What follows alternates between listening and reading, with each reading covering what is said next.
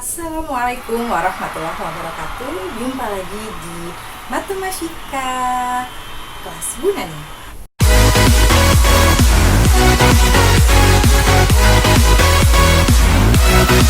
Setelah mempelajari bagaimana cara menentukan banyaknya himpunan bagian dari suatu himpunan, kali ini Bu Nani akan membahas bagaimana cara menentukan banyaknya anggota suatu himpunan bagian, ya. Jadi di sini ada beberapa contoh himpunan. Ada yang terdiri dari satu anggota, kemudian ada yang terdiri dari dua anggota dan tiga anggota. Sekarang kita lihat di sini untuk yang terdiri dari satu anggota, himpunan bagiannya berdasarkan rumus ya. Di Bu Nani ingatkan lagi, rumusnya adalah 2 pangkat N ya. Sehingga untuk himpunan yang terdiri dari satu anggota, maka himpunan bagiannya ada 2, yaitu himpunan kosong dan himpunan itu sendiri ya. Sehingga di sini kalau kita tuliskan, banyaknya himpunan bagian yang terdiri dari 0 anggota itu ada 1, kemudian yang terdiri dari satu anggota ada 1 ya. Nah, tentu yang terdiri dari 2 anggota atau 3 anggota tidak ada ya, karena anggotanya hanya 1. Kemudian untuk contoh himpunan yang terdiri dari 2 anggota, di sini himpunan bagiannya adalah, di sini ada 4 ya, karena 2 pangkat 2 sama dengan 4, yaitu himpunan kosong. Himpunan kosong ini berarti dia 0 anggota ya, atau tidak ada anggotanya. Kemudian di sini ini yang satu anggota, berarti ada 2 yang satu anggota. Kemudian yang 2 anggota, yaitu ada 1. Nah, untuk yang terdiri dari 3 anggota, maka di sini himpunan kosong, kemudian ini 0 anggota ya, berarti ada 1, dan yang terdiri dari satu anggota ada 3 ya. Ini yang satu anggota ada 3, kemudian yang terdiri dari 2 anggota ada ini ya, juga ada 3, dan yang terdiri dari 3 anggota ada 1. Oke, nah lalu bagaimana ya kalau kita mau menentukan banyaknya himpunan bagian yang terdiri dari 2 anggota untuk himpunan yang terdiri dari 4 anggotanya. Nah, oke, kalau gitu silakan disimak baik-baik bagaimana caranya, karena kalau kita tuliskan satu persatu akan memakan waktu yang sangat lama. Sebelum kita membahas lanjutan dari menentukan anggota himpunan bagian ya, nah sekarang Bu Nani akan sampaikan suatu pola bilangan. Perhatikan di sini ya. Jadi ada pola bilangan dengan ciri kanan kirinya itu angka 1, kemudian tengahnya diisi dengan jumlah bilangan 2 bilangan di atasnya ya. Jadi di sini, nah kemudian barisannya kalian perhatikan. Oke, 5 diperoleh dari menjumlah 1 dan 4, 10 diperoleh dengan menjumlah 4 dan 6, dan seterusnya. Oke, jadi diperhatikan pola bilangan berikut ini disebut dengan pola bilangan segitiga Pascal ya. Kenapa seperti itu? Karena kalau kita teruskan ke bawah, maka bentuknya menyerupai segitiga. Cirinya adalah selalu diawali dan diakhiri dengan bilangan 1 ya. Jadi di sini setiap barisnya selalu diawali dan diakhiri dengan bilangan 1. Kemudian untuk memperoleh bilangan yang di tengah-tengah dengan menjumlahkan 2 buah bilangan yang tepat di atasnya. Jadi misalnya di sini untuk mendapatkan bilangan ini, maka dengan menjumlahkan bilangan di atasnya, yaitu 1 ditambah 1.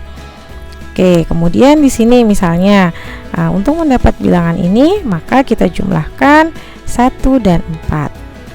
Nah, sekarang coba bagaimana kalau kita mau mengisi barisan di bawahnya. Ya, pertama kita awali dan akhiri dengan 1 ya di sini. Kemudian kita jumlahkan 1 dengan 5 di sini. 1 ditambah 5 hasilnya adalah 6. Tulis tepat di tengahnya. Kemudian di sini 15. Kenapa? Karena hasil penjumlahan 5 dan 10. Kemudian di sini kita jumlahkan, kita tulis tepat di tengahnya.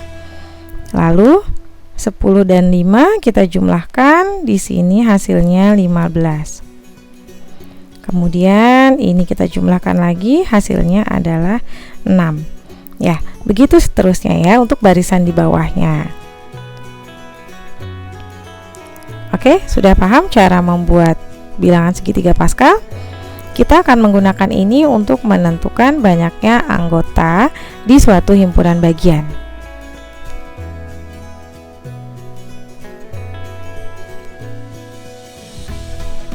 Baiklah, sekarang kita akan mempelajari atau membahas hubungan antara banyaknya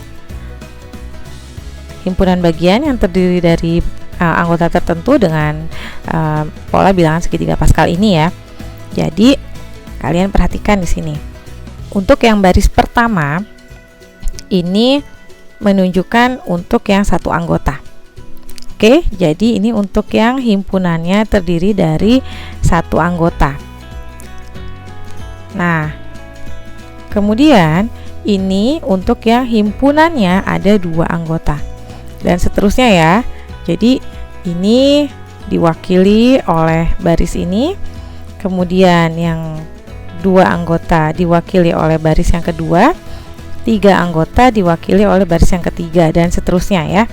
Nah, berarti pada bagian yang pertama di situ tertulis bahwa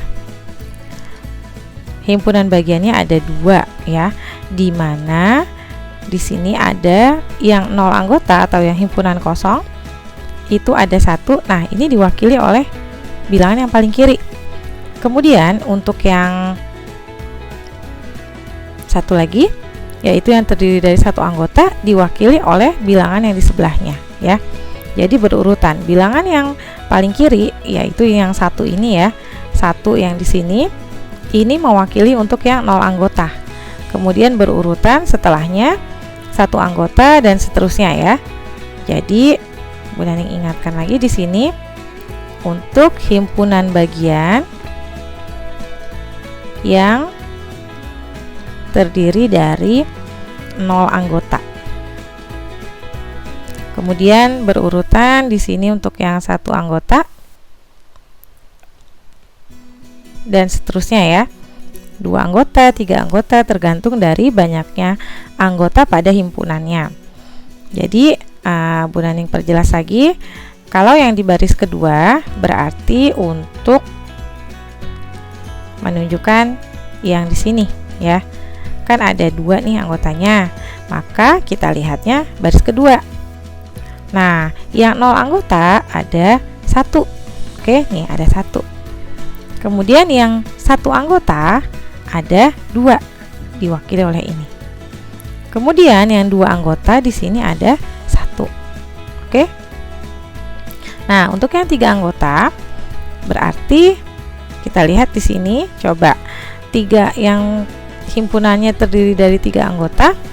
Himpunan bagian yang terdiri dari 2 anggotanya ada berapa ya? Nah, kita lihat di sini. Ini untuk yang 0 anggota, ini 1 anggota, ini 2 anggota. Berarti yang 2 anggota ada 3 himpunan bagiannya ya. Ada 3 himpunan bagiannya. Yang mana saja? Coba. Jadi kita lihat di sini yang terdiri dari 2 anggota adalah ini. Kemudian ini juga ya. Jadi ada 3. Oke, sudah paham? Nah, nanti Bu Naning berikan contoh soal agar kalian lebih paham. Oke, itu dia tadi pembahasan dari Bu Naning. Silahkan share, like, dan subscribe channel ini jika dirasa bermanfaat. Terima kasih. Assalamualaikum warahmatullahi wabarakatuh.